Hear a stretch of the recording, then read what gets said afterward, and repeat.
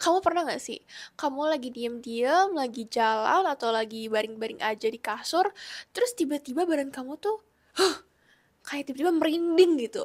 Karena kamu keinget sesuatu, momen yang memalukan di masa lalu kamu. Yuk, angkat tangan. Aku juga pernah.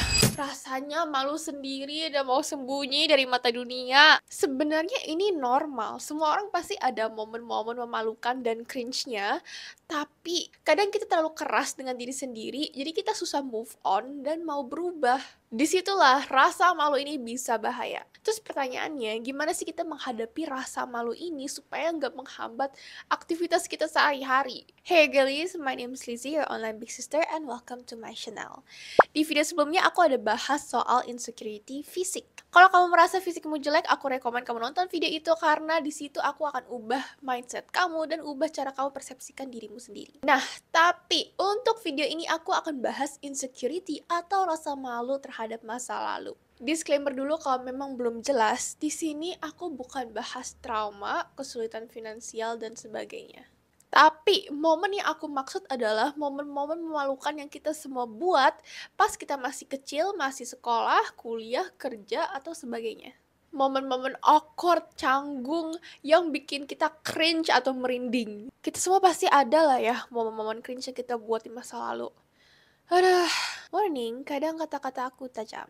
Anyways, gak ada yang inget. Nobody remembers. Kamu pernah salah bicara? Pernah salah gandeng tangan orang? Pernah salah peluk orang? Jatuh di tempat publik? Performa kamu jelek? Nobody remembers. Gak ada yang inget. Titik.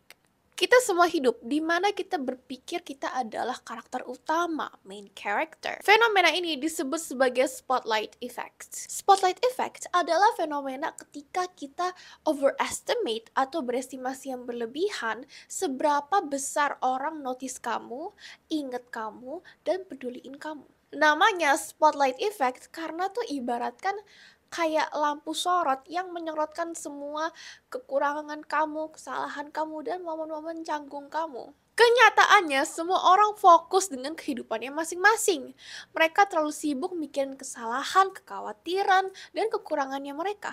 Jadi mereka terlalu sibuk mikirin diri sendiri, dengan kata lain mereka nggak mikirin kamu. Semua orang adalah karakter utama di ceritanya masing-masing.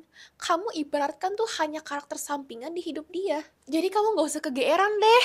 Mereka gak mikirin kamu. Mereka gak peduli.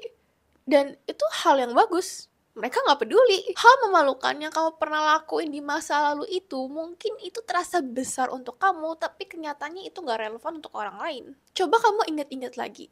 Hal-hal memalukan apa aja yang orang lain pernah lakuin. Mungkin dia pernah jatuh di publik, pernah pakai baju kebalik, salah ucap, salah bicara, apapun.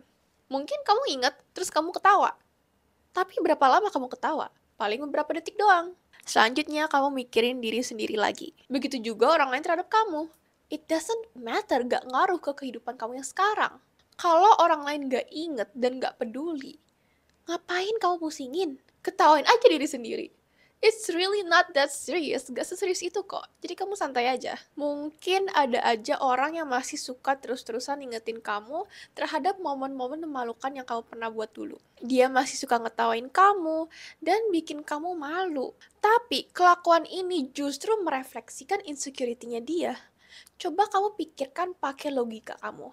Kenapa dia ngelakuin itu terus? Dia ngelakuin itu karena dia merasa insecure. Dia merasa dia harus bikin kamu malu supaya dia sendiri merasa lebih baik. Dia nggak mau kekurangannya sendiri lihat orang-orang, jadi dia taruh fokus orang lain di kamu.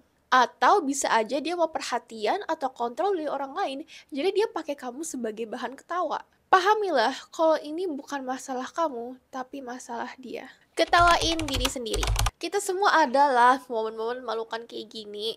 Momen yang suka bikin kita malu. Momen yang tiba-tiba suka muncul di pikiran kita, terus bikin kita tuh cringe atau merinding sendiri. Kamu bolehlah merasa malu dan menertawakan diri sendiri. Tapi jangan sampai rasa malu ini keterusan atau berlebihan sampai kamu gak berani coba hal baru lagi. Semua orang di dunia ini juga sedang menjalani hidupnya masing-masing untuk pertama kalinya. Jadi maklumin aja momen-momen cringe dan canggung kamu ini. maafin diri, dan ketawain aja dirimu sendiri. Hidup tuh penuh dengan momen-momen awkward dan canggung. Jadi tuh, gimana ya?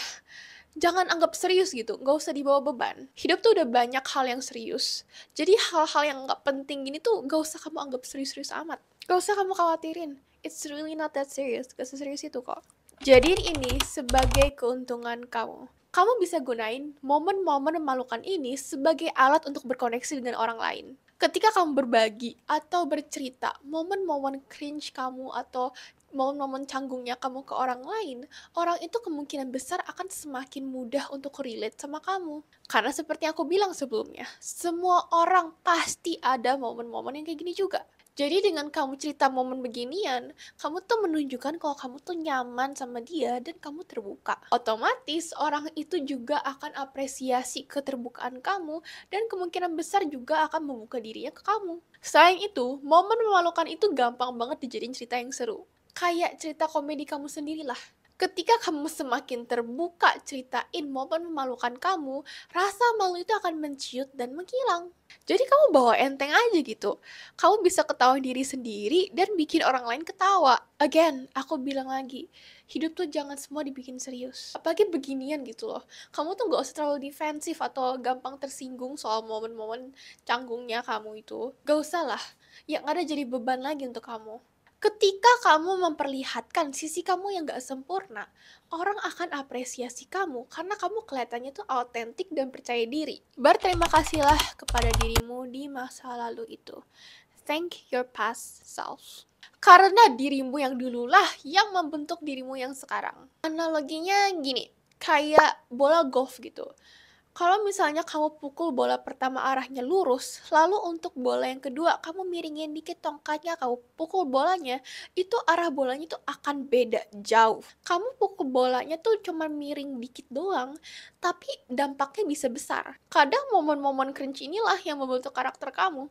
Tapi kamu jangan mikir yang serem-serem deh. Misalnya nih, kamu pernah jatuh di panggung karena sepatu kamu nggak diikat. Karena momen itu, karena kamu malu dengan momen itu dan kamu gak mau itu terjadi lagi, kamu jadi orang yang lebih teliti dan lebih detail. Kamu kemana-mana jadi hati-hati. Terus setiap kali kamu mau tampil, kamu selalu cek dulu semuanya udah siap atau belum. Momen cringe kamu jatuh di panggung, itu membentuk karakter kamu yang lebih detail dan lebih teliti. Jadi bagus dong. Jadi kamu ambil sisi positifnya aja. Dulu pas aku kelas SMP, aku wibu berat. Kamu bisa bayangin lah ya, orang wibu berat tuh kayak gimana. Style aku tuh kayak tipikal wibu yang suka pakai jaket ke sekolah setiap hari. Topik yang aku bahas pun juga topik wibu semua. Kalau gitu aja masih oke lah. Tapi lebih parahnya lagi, dulu aku sama geng lama aku tuh suka tiba-tiba nyanyi lagu wibu di tengah kelas. Ya ampun, aku sampai sekarang aja tuh masih cringe ngingetnya. Bikin merinding tau gak? Tapi aku tuh gak nyesel dulu aku wibu. Malah aku berterima kasih kepada Lizzy yang dulu karena dia lebih mengutamakan kebahagiaannya daripada maksa berbaur dengan anak-anak populer di sekolah. Lizzy yang dulu tuh berani egois, gak peduli dengan opini orang lain terhadap dia, dan lebih mengutamakan kebahagiaannya dia. Dan kamu tahu, karena aku suka anime, aku jadi lebih tekun gambar. Gambar aku banyak yang terinspirasi dari budaya Jepang. Karena itu, aku berhasil menghasilkan 2 juta pertama aku di umur aku yang 16 tahun. Dari situ aku mengasah karakter aku menjadi orang yang lebih tekun dan lebih kreatif. Lalu, karena aku suka seni, aku gunain skill itu untuk membantu aku bangun bisnis aku sekarang, yaitu Gumi Craft. Aku desain produk ini untuk orang yang mau belajar rajut dari nol. Link ada di deskripsi, kamu boleh pakai kode toko craft supaya kamu bisa dapat promo spesial CRAFT. Dan bisnis aku sekarang mengubah hidup aku 180 derajat. Terus aku jadi terinspirasi untuk bangun personal brand. Jadi kayak saling sambung menyambung gitu. Aku jadi diriku yang sekarang karena diriku yang masa lalu. Diriku yang cringe, yang wibu, yang suka anime. Sebenarnya aku kepikiran untuk bikin video ini karena salah satu prompt di buku planner aku. Ini buku planner dari Blessing Bell dan salah satu promptnya adalah Dear Little Me. Jadi tuh ini kita kayak disuruh bikin surat ke dirimu yang masih kecil.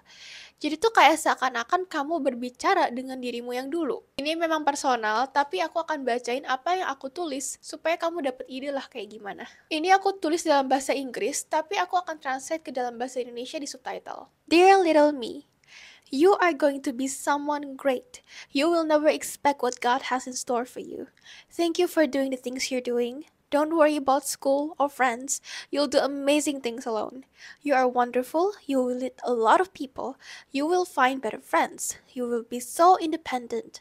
Be confident. Be proud. Don't worry too much. Your future self is working hard to achieve your dreams.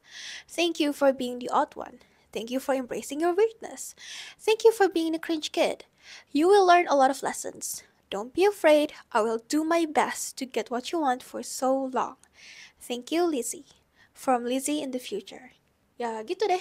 Jadi kamu gak usah terlalu menghakimi diri sendiri dan berterima kasihlah kepada dirimu yang dulu. Homework!